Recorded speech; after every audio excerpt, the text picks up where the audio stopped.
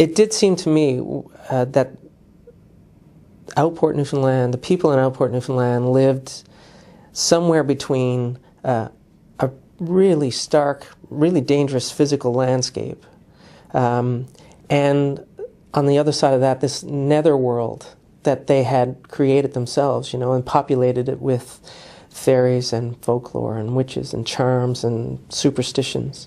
And those two worlds were just as real to people in the Outports, and as each was as real as the other.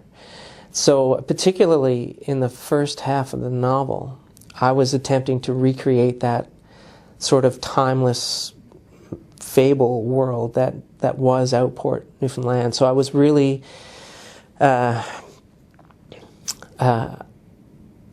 indeterminate in terms of saying when and where exactly this was happening, because it was kind of like every Outport in old-time Newfoundland that I was trying to recreate. And my favorite story about that, I was telling some friends, I was at a meeting with the theater company, and at the end of that we were just talking about what we were doing now, and I was trying to explain this ridiculous novel that I was trying to write.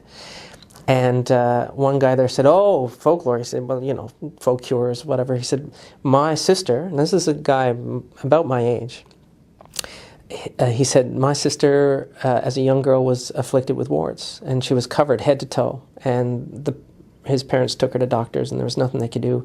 His mother heard about a woman on the other side of Newfoundland who had a reputation as a charmer, called her up, found her number, called her up, and the woman on the phone said, 'What's the girl's name? And how old is she?' And then she said, 'I'll take care of this.'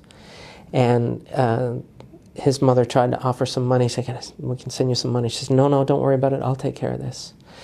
And hung up. And the next morning, his sister woke up, and the warts were in the bed sheets around her. They'd fallen off her body, and there were enough to fill a quart jar.